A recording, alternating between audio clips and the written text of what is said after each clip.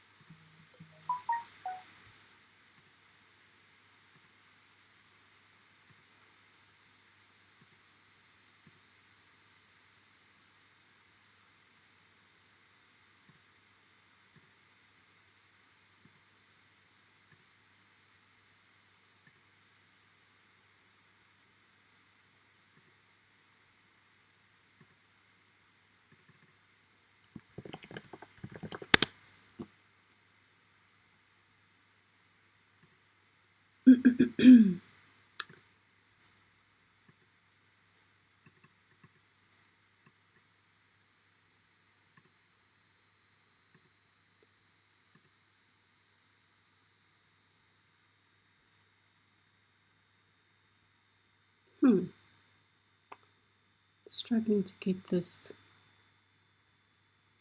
slideshow open.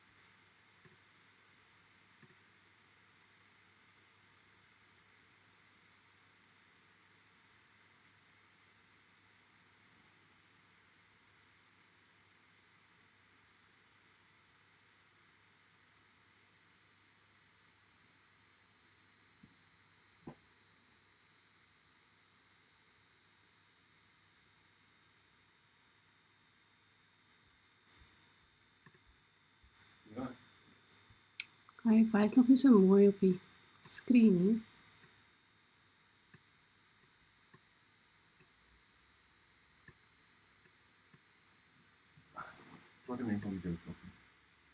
Ek sien daar is 2 mense wat kyk.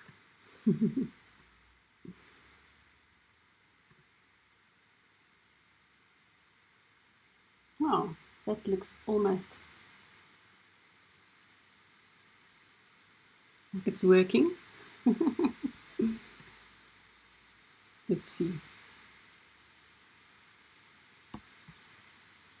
if you are watching and you can see the slideshow, won't you just type something in the chat box? Let me know I'm on the right path. As I've said, afterwards I will upload this recording on the YouTube channel if it was too frustrating for you to watch while I was struggling through the YouTube live session. Okay,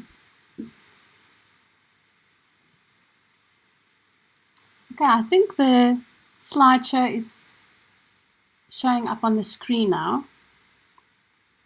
So once again, welcome. My name is Rit Klute.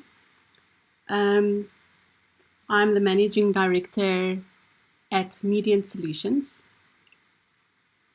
Median Solutions is a payroll bureau. We process payrolls on behalf of companies, and most of our clients fall under the jurisdiction of a bargaining council.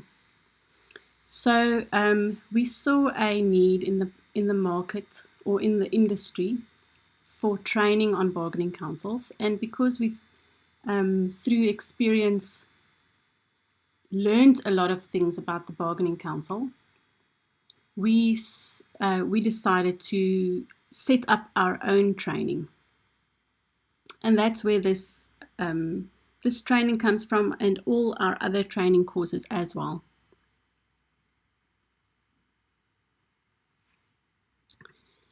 So today, or this morning, we'll quickly go through 3 basic things. It's just a short workshop, and it would have been a free session anyway that we would have held in Somerset West this morning, and it's such a pity that we can't meet each other this morning, but it's fine. We'll work with technology and use what we have available to us. So we'll go through the powers and functions of a bargaining council. We'll talk about the industries that are governed by bargaining councils, and then obviously how we can help you. We obviously using this as a marketing scheme. If you haven't realized that yet, now you know. So we would like to tell you, we are giving you some information about bargaining councils, and we would like to tell you that we can assist you with a lot of things regarding bargaining councils.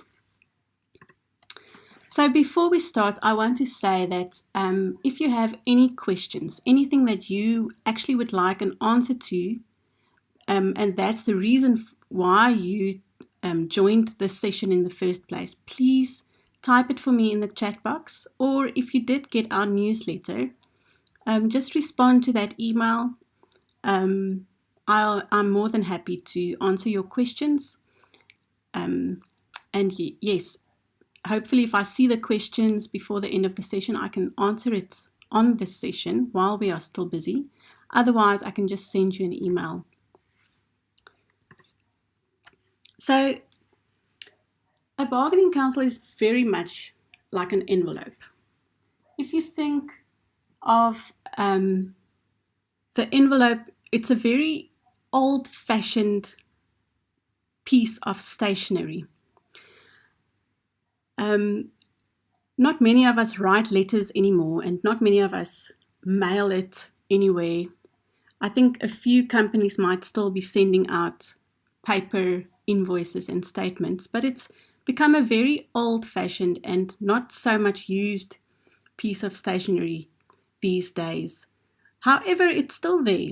And like with an envelope, your letter wouldn't just fit into it automatically. You would have to fold away some edges or make it a bit smaller for it to fit in properly. And a bargaining council is very much like that. It's an old-fashioned system, and it does have its uses. But for your company to work well with a bargaining council, you'll have to fold away some edges. You'll have to change a few things so that you can fit into their system properly.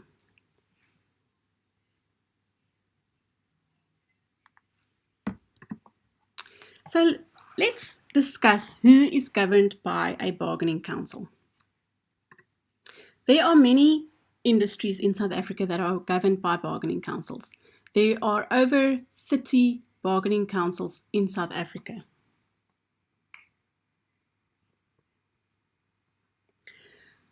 The Road Freight Bargaining Council is one of the biggest bargaining councils in South Africa, but we also have Transnet's Bargaining Council, the Furniture Manufacturing Bargaining Council for the Western Cape. There's a Contract Cleaning Bargaining Council. There's a Wood and Paper Sector Bargaining Council. There's Hairdressing Bargaining Councils. There's Building Bargaining Councils.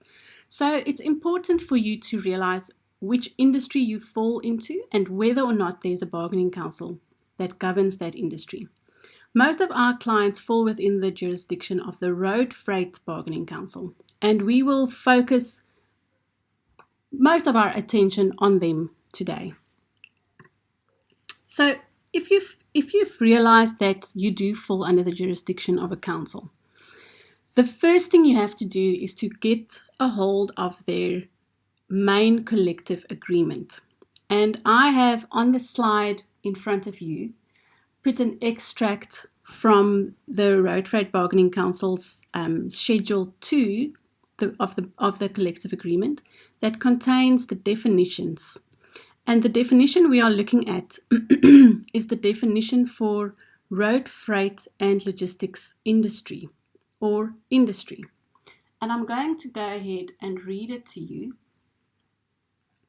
It means the industry in which employers and their employees, as defined in paragraph A hereunder, are associated for carrying on one or more of the following activities for hire or reward. So, in simple terms, that means if your company makes money by doing one of the following things that we're going to go through just now, then you will be part of the road freight and logistics industry. So the first thing they mention is the transportation of goods by means of motor transport. Now that's a simple sentence, but if we dwell on it a little bit longer, you have to realize a few things. The first thing is it's the transportation of goods. It's not the transportation of human beings. It's just goods. And it's transported by means of motor transport, not by air or by sea, or by rail. It's just motor transport. So that gives you a good idea why we are talking about trucks, doesn't it? The second thing they list is the storage of goods, including the receiving, opening, unpacking, packing, dispatching, and clearing or accounting for of goods, where these activities are ancillary or incidental to paragraph 1. So what does that mean? The storage of goods is very simply put warehousing activities. So if you are a transport company, then often you'll find yourself in a situation where you have a lot of goods with you, but the delivery is not ready yet, or the company who has to receive the goods are not ready for it, and you end up storing goods on behalf of clients. So these activities will only fall under the definition of industry if they are ancillary to the transportation of goods. That means if your company makes money by the storage of goods, and you are not transporting anything, then you should not be under the jurisdiction of a bargaining council. But if you are a transporter and you make the most of your money or all of your money by transporting goods from point A to point B, and all of a sudden you find yourself in a situation where you have to now also start warehousing for your clients, doing some storage of their goods, then it means automatically that new operation in your company has to fall under the bargaining council's jurisdiction. And then the third thing they list is the hiring out by temporary employment services of employees for activities or operations which ordinarily or naturally fall within the transportation or storage of goods as contemplated by paragraphs 1 and 2 of this definition. So what is this third thing? It's basically the where you have a labor broker or a temporary employment service company that provides employees to a company that is already doing transporting or warehousing. So this is how you see whether or not the rules in that main agreement for that industry applies to you. If you find yourself within this definition, then you definitely belong to the Road Freight Bargaining Council. And similarly, the Clothing Bargaining Council will have a definition, and the Electrical Bargaining Council will have a definition, etc., etc. And it's important that you go through those definitions and check for yourself whether or not you are supposed to register and fall under that bargaining council's jurisdiction. The next thing I promised to look at in this session is the powers and functions of a bargaining council. Now, the Labour Relations Act has quite a few sections on bargaining councils, and that's where what I've used to compile this list. The list of these functions is not complete. There's quite a few other functions as well, but the 6 that I've listed on this slide are the ones that are mostly applied in South Africa at the moment. So the first function they list is that a bargaining council has the function or the power to conclude collective agreements. What does that mean? If you have employers on the one side and employees on the other side, they usually sit around a table and they negotiate terms and conditions of employment, which includes, but is not limited to, wages, minimum wages, increases, allowances, etc. So a bargaining council fulfills that function, and that is to conclude collective agreements. Once that collective agreement is concluded, the next function a bargaining council has is to enforce collective agreements. That's why a bargaining council agent has the right or the authority to come to your company premises and inspect your company and check whether you are compliant with the collective agreement that was concluded at the bargaining council. The third thing I've listed is that a bargaining council has the power and the function to prevent and resolve labor disputes. So you might be aware, I'm sure that you are, that employees and employers can take their labor disputes where they've got conflict between the employer and the employee within that relationship. They can take their disputes to the CCMA. But if the industry is governed by a bargaining council, that function is moved over to the bargaining council. This is a great thing because you don't have to sit with a CCMA commissioner who might not be familiar with the bargaining council's collective agreement and the specific rules that apply to that specific industry. So it is quite a useful function for a bargaining council to have. The fifth thing that I've listed on this slide is that a bargaining council is there to establish and administer a fund to be used for resolving disputes. So if there are disputes and they are referred to the bargaining council will have funds to pay those arbitrators or commissioners in their function to mediate and conciliate or resolve disputes. And then they also have the power and the function to establish and administer employee benefit funds. And if we use the Road Freight Bargaining Council as our example, then you would also know that they've got a sick fund, they've got a holiday bonus fund, they've got an annual leave fund. So they are using and implementing these powers that the LRA has given to them. So what happens if you don't comply?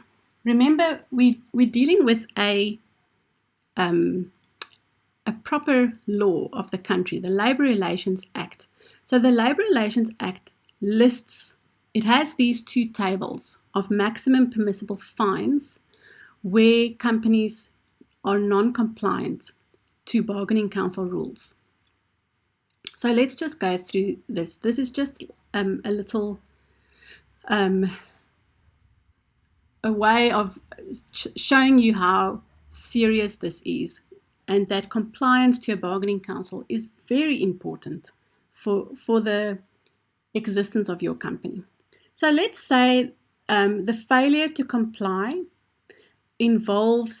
doesn't involve an underpayment. So a good example is always, for example, not registering. So if you now know that you fall under the jurisdiction of the bargaining council, or perhaps you didn't know, an agent caught you out, so to speak, then the agent is allowed to issue you with a compliance order, and let's say you still didn't comply, and now this matter is in front of an arbitrator at the bargaining council.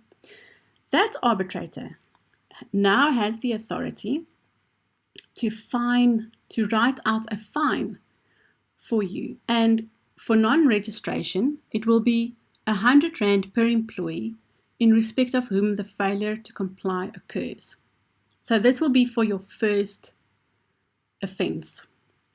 If you fail again to comply with the same provision, and this matter now is in front of an arbitrator for the second time for the same provision, then the fine can be R200 per employee in respect of whom the failure to comply occurs. If it happens again, a third failure to comply with the same provision, or within 12 months, or within 3 years, a previous failure to comply within the previous 12 months, or 2 previous failures to comply in respect of the same provision within 3 years, then it's R300 per employee. And you can see the table goes up to R500 per employee in respect of whom the failure to comply occurs. So non-compliance is a very costly game to play. If the fine involves an underpayment, so this would be something like not paying the minimum wages, not paying over your bargaining council returns, the levies and the funds. Maybe it can be not paying overtime rates, not paying allowances. Now the arbitrator can start, he or she can look at a capital amount that's unpaid or outstanding or underpaid. Now we're looking at percentages of the amount that's due. So with no previous failure to comply, the fine is already 25%. And they never let you go without paying interest as well. So 25% plus interest. If there's a previous failure to comply, it goes up to 50%. And you can see the amount goes up to 200%. And I must say, I've seen this very often, where companies were unaware of having to register, and then somehow they were registered and they didn't realize how serious it is. And then a year or two down the line, they end up owing the bargaining council huge amounts, and most of the money that they end up paying to the council are for fines and penalties and interests. That's very sad, and it's important that you try and avoid that at all costs. So we always get asked, why is there a bargaining council? It's such an archaic institution. Often employers feel that they only represent the employees' part of negotiations. Many employers feel that they are more like a trade union. That's not completely true. So I've decided to just list a few things that I always say to companies when they feel despondent and they feel that it's quite unfair that there's a bargaining council. So I want to tell you a little bit of history. My father is Wynand Stapelberg, and he loves history, and he can keep you busy for hours telling you about things that happened 100 years ago. So in this case, I'm going to tell you about the Rand Revolt. If you have time, you can look it up. There's a few YouTube videos as well with old footage from that time. It's 100 years ago, in the 1920s. What happened was, it was just after the First World War, and the troops came back, and they were promised that their jobs will be available for them when they come back. They were promised that they could come back from the war and they can just go back into the jobs that they used to do with the same wages, and they can just carry on. And when they came back, they found that they had been replaced, and the promise wasn't kept. And it ended up being a massive, massive strike. If you had to compare the Rand Revolt with the biggest strike we've seen in our lifetime, which was Marikana is nothing compared to the Rand Revolt. It was so serious that the Prime Minister of the time called in the army to drop bombs on the strikers, the protesters, and they had to regain ground in a military fashion, street by street, where they had to try and restore order. So the Rand Revolt actually sparked the writing of our first version of the Labour Relations Act.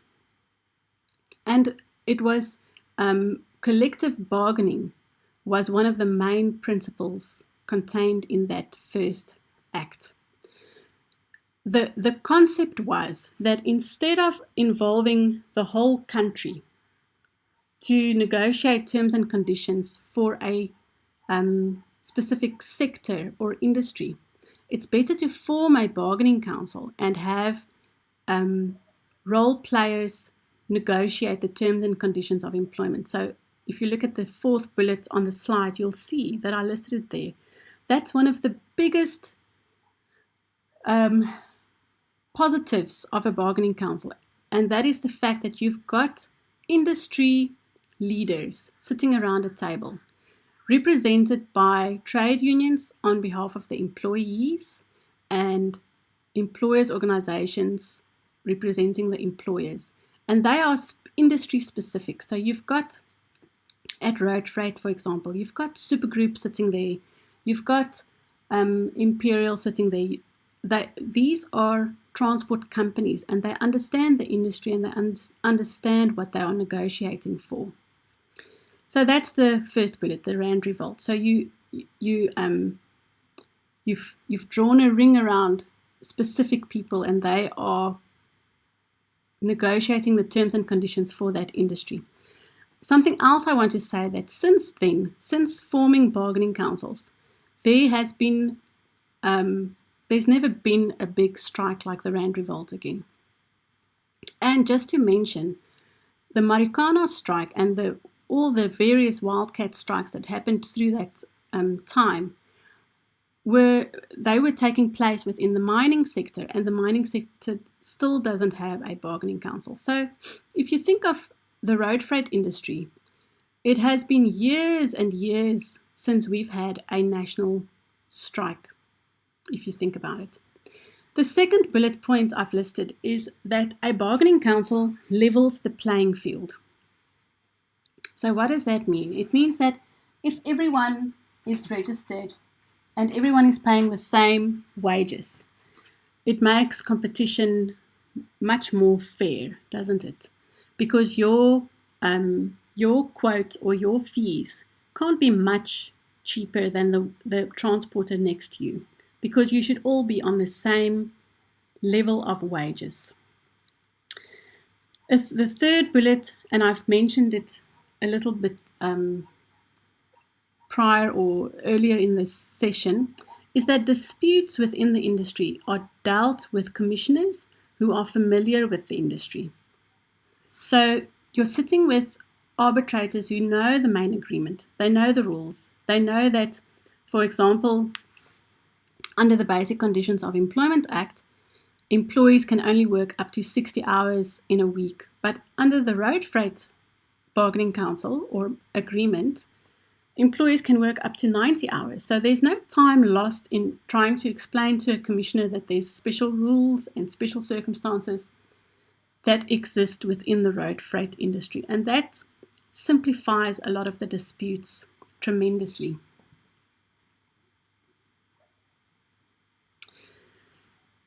And then the fourth bullet point, and I've mentioned this a few times now, is that the role players negotiate the terms and conditions of employment. Collective agreements can only deal with matters of mutual interest and terms and conditions of employment. So that's the only thing that bargaining council, let's call it executive boards, are allowed to negotiate. So this is exactly what Prime Minister Jan Smuts said when the Rand revolt was in full swing. He said, "We shall draw a ring around you disputants and allow you to fight it out." And that's, I love that quote. My father taught me this because it is such a good picture of what a bargaining council is. It's literally a ring that was drawn around the role players in the industry, allowing them to sit around a table and not fight, hopefully, but definitely negotiate and talk about what are the rules going to be, how is this going to affect the industry. And it's much better for role players to talk about the industry that they are involved in than to get outside people who have no idea about transport. So once again, if you've joined us on this live session, please feel free to type up questions in the chat box or email your questions through when you get them or think of them. We are more than willing to answer them for you. So let's talk a little bit about the structure of a bargaining council. I've said that a bargaining council is made up of employers, representatives on the one hand, and employee representatives on the other hand. For a bargaining council to form, the parties to the bargaining council need to prove to the Minister of Labour that they are representative of the industry.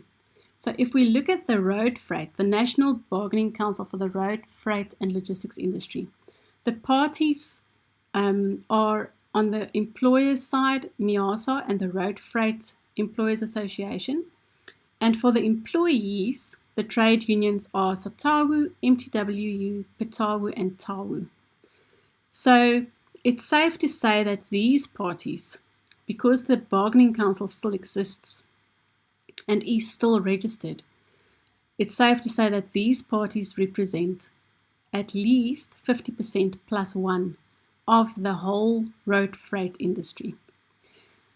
A bargaining council will actually be deregistered if the parties become non-representative. So if they do not represent the majority of the industry anymore, then what will happen possibly is that the minister will just not extend their rules and the whole system will fall flat.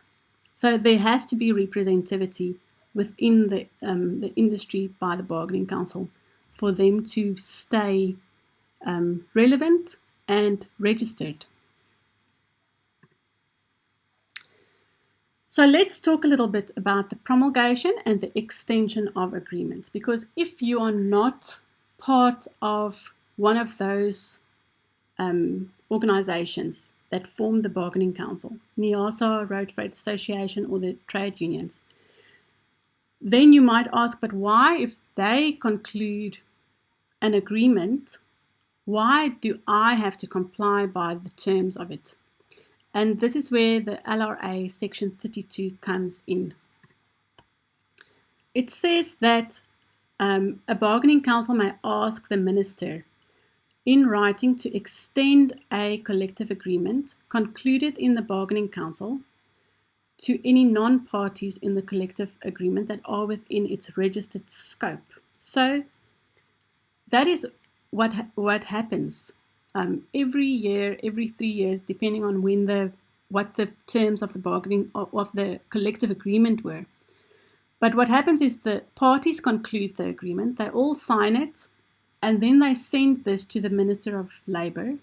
And the minister then, if you look at subclause 2, the minister has 60 days, and he at the moment, must extend the collective agreement by publishing a notice if those parties are representative of the industry.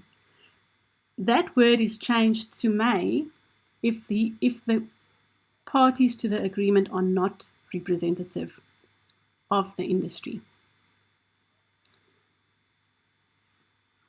And that is how a non-party or someone who is not a member of one of the trade unions or the employer organizations will then be obliged to comply with the rules of this collective agreement.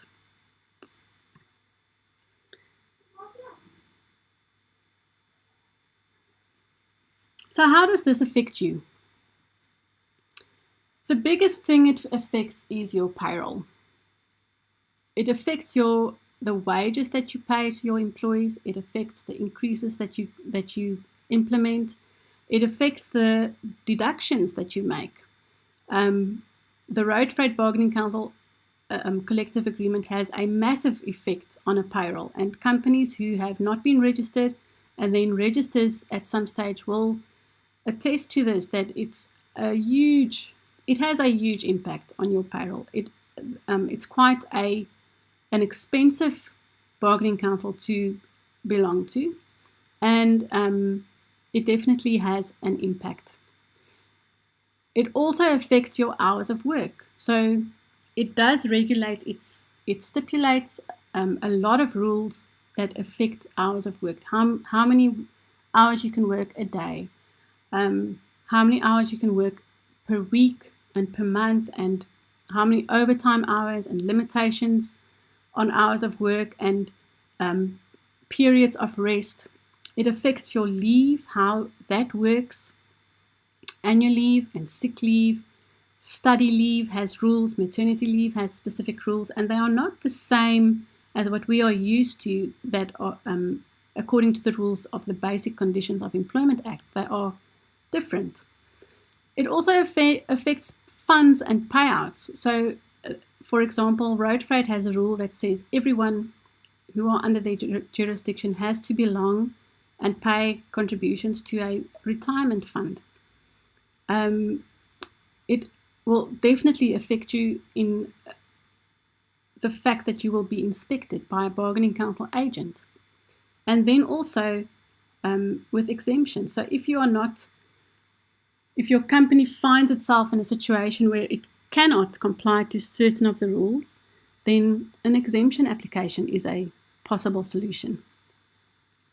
And that's where I want to do my little marketing pitch, because everything on the list you can see on the slide is what we can help you with. We are a payroll bureau, so we can either process your payroll for you or just check it and make sure that it is in line with the rules that the bargaining council gives. We can ensure that the levies are deducted properly and the contributions are calculated properly and taxed. We can check your time and attendance registers and see that you're not overworking your guys according to their rules. So have a look at what we can do and see if we can help you with any of the things that the bargaining council impacts your company with. Who are we? We are Median Solutions. And on this slide, and also if you were able to download the PDF, you would see our contact details. Please send us an email. We will definitely help you if we can, and if we can't, I'm sure we can point you in the right direction. We do have other training courses that are not free, unfortunately, but our popular ones are the one is a full day training course where we go through every single clause contained in the main agreement so that you are sure of what their rules are and how it affects you. And the other one that's quite popular is how to use the online system, because the Road Freight Bargaining Council has an online portal where you submit your claims and also your monthly returns. We also have a few other courses that you might be interested in, and if you are, please drop us an email or phone us if you want to, and we can send you some more information on that. And that's it from my side. I really hope you enjoyed this online session. I hope you could hear me clearly and see all the slides clearly. If you didn't, I'm really sorry. It's really my first time using YouTube Live. I struggled to get it on, and I think I ended up starting a new stream altogether. The other one just didn't want to work. So my deepest apologies for that, but I hope you got the message. I hope this session was useful to you. I don't see any questions in the chat box. I just want to check.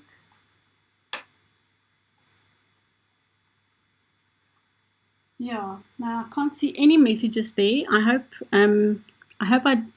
I see it correctly. But if you do have questions, please contact us. We are really willing to help and assist you where we can. I hope you are all still safe and healthy with this lockdown, and I hope your applications for funds pay out speedily. And yeah, all the best. Thank you, everyone. Bye.